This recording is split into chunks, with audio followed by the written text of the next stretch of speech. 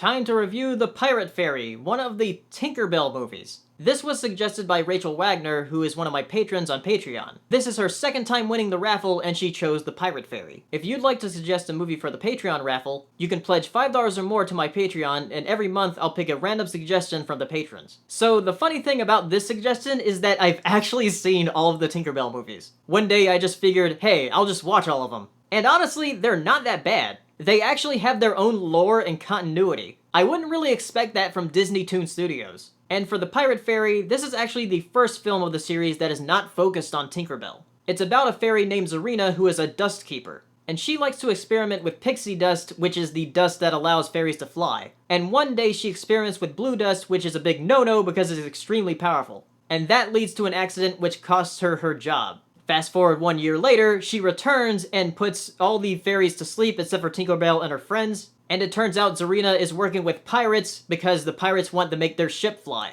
And Zarina switches around Tinkerbell and her friends' powers. They all have, like, specific powers that they have. Like, there's a wind fairy, a water fairy, an animal fairy, a tinker fairy, which is what Tinkerbell is. Like, that's all part of the lore. But anyway, Zarina is working with the pirates, and one of the pirates is actually Captain Hook. But a young Captain Hook. So this movie is sort of like a prequel to Peter Pan. This movie actually has the most references to Peter Pan out of all of the Tinkerbell movies, I think. Because there's Hook and there's also the crocodile in there, and there's a bunch of lines that are quoted too. Now, to me, the Tinkerbell movies are pretty okay films. But watching them out of context of the order that they're in can be kind of jarring. It's been a few months since I've seen them, so when I rewatched this one, I was like, oh yeah, that was a thing. Because like I said, there is a bit of continuity. The animation is nothing to write home about, but it's better than most TV and straight-to-video cartoons. And the voice cast is actually really good. They have Tom Hiddleston playing as Hook, and some of the main fairies are like Christina Hendricks, Lucy Liu, Raven-Symoné, and it's Mae Whitman as Tinkerbell, who you might know as Katara from Avatar.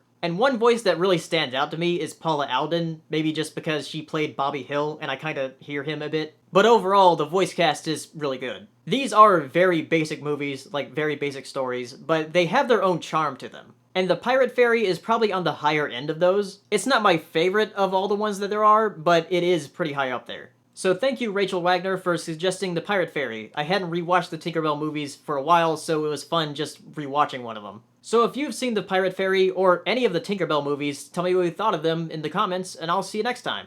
Bye.